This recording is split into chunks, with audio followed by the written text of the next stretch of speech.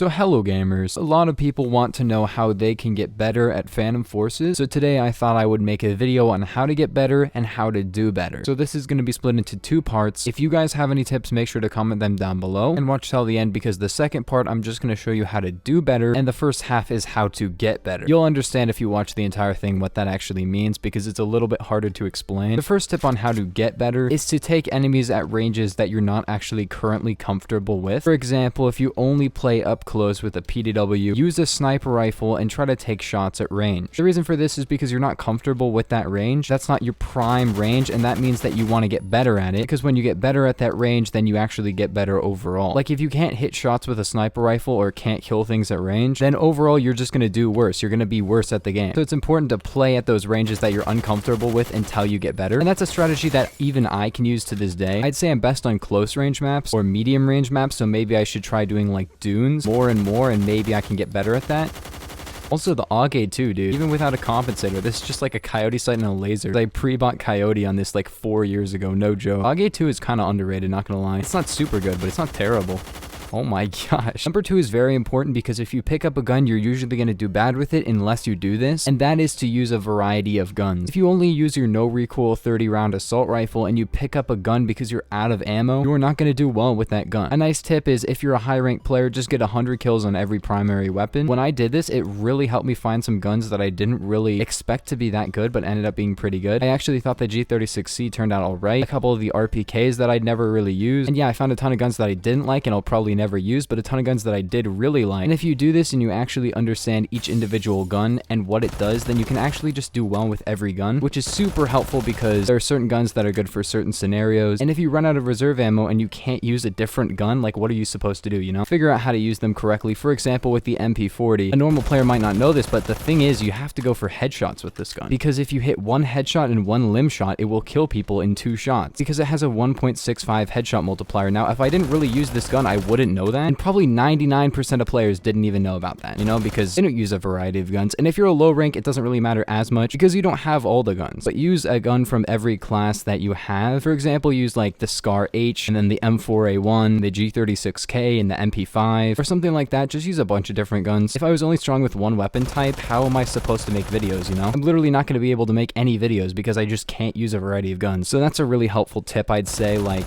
also, this thing has great hip fire, so learning strategies for different guns can be very helpful. And yeah, it's definitely worth checking out a few different guns instead of, you know, just using one. The next tip is learning recoil patterns and accounting for drop. I was having a ton of fun doing this on highway lot with the CAC, which if you didn't know has 1500 muzzle velocity, which is actually significantly less than even the AW. So I was having a ton of fun using it and trying to figure out, oh, how do I hit shots? Like I was getting, I think my farthest kill was like 456 studs, because there was a guy camping in the back of the map with the BFG, and I was like, I need to keep killing these guys. And it's really fun to use guns that have a ton of drop or a ton of recoil. If you learn how to account for drop and lead your shots on something like this, it will be a lot easier to lead your shots on an assault rifle that has like significantly more muzzle velocity, like maybe 1000 studs per second more. Did you see I had to shoot above that guy? Also 369 stud kill, geez. The drop in this game isn't terrible, but like it is something. There is drop on some of the guns, and if you think that the CAC is a bad gun, you really need to rethink it. The CAC is actually super cool. I think it's better than the Jury in my opinion. Yes, it does less damage and has less muzzle velocity, but it fires faster, has less recoil, and it's just super fun to use. 2 easy taps. Come on, bro. This gun. It also comes with the Malcolm, which is super cool. I'm shooting it way too fast though. But yeah, if you use the M231 or something, that's a good way to figure out how recoil works. Recoil in this game is not a big deal. If you learn how to pull down, you can basically just control every recoil pattern. And a lot of guns you don't even have to pull down. I voted for Metro and we got this map. This map, bro? Okay, that's fine, because the next thing I was going to talk about is pre-firing and listening for footsteps. Usually when I'm playing this game, I'm either recording, so I don't really care too much about how I do, or I'm like in a Discord call, which means I can't really hear footsteps that well. But if you're playing by yourself, it's really important to listen for footsteps, because that can allow you to hear an enemy before you can actually see them, and before they can see you. And chances are they're not even using headphones, so you basically win the fight. And another important thing is when you listen for those people, you need to pre-fire them, which basically means like, okay, let's say there's this guy right there, I'm doing this. See, now I'm actually going to just shoot as I'm going around the corner. I can even start shooting before I go around the corner, but I will kill them easier that way. Because think about it, like your reaction time is like, I don't know, like 250 milliseconds. But if I just start shooting now, then I don't need to use my reaction time. I'm already shooting. My bullets are already going to hit him, you know? So that's a really helpful thing to have. It's just to listen to stuff. If you like listening to music or a podcast or like playing with friends or watching a video while you play PF, then don't sweat it. It's not a big deal. Theoretically, you are going to do slightly better. Not a big deal though. Like I said, I completely understand it. I like never played this game without doing something else, or just any game in general. For me, it's really difficult to just play a game and not like, I don't know, be talking to somebody or something. So yeah, I won't have my full concentration at all times, especially since I'm recording and I'm talking right now, like as I'm playing. That's why I don't really do super well when I'm recording.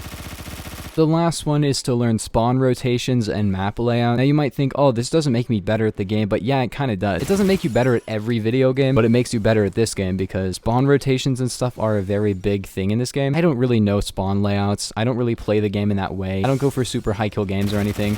It would definitely help me if I knew them. There's videos out there probably, and I think if you just played the game and figured out where the guys are spawning, when a spawn is considered safe, when it will start spawning enemies at it again. If you figure that out, then you're good. But next up, I'm going to talk about how you can do better. I need to preface this by saying this will not make you a better player. You will just consistently do better, but you won't improve at the game. The first 5 tips here, you will eventually do better, but it actually involves you improving at the game as well in your knowledge as well as your skill. These ones are basically just, oh, there's no really skill. The first one, of course, is to find the map that you like and the map that you do well on and only play that map. You can use the server browser to do this. Let's say you only do well on Bazaar. Just play Bazaar. There's no penalty. It doesn't even take that long to do that. So basically every 15 minutes you just spend like 30 seconds just going in the server browser and saying, I want to play the map known as Bazaar. Another one is just paying attention to the meta and using whatever gun is currently the most broken gun at the moment. This is kind of frowned upon, but again, the people who tell you that that's a bad thing are the people using like the C782. Let's go back to like the Halloween update of 2020, right? Now the G36K just got buffed, and then it got a conversion that makes it even better, and it's genuinely a monster, so why not use it, right? Eventually it gets nerfed, right? But like, you can just use it until it gets nerfed. A while later, you get the PPK-12. Just use the PPK-12. Like I said, you will not become a better player, but you will do better since you're using something that is statistically better than the other things that you could use in the game. This next one is incredibly scummy. It's to play in a different server region. Yes, you might get like 300 ping, but if you play on a server region that has worse players, like an average of a lower rank, you might just get more kills. So if you want to do that, it's pretty cringe.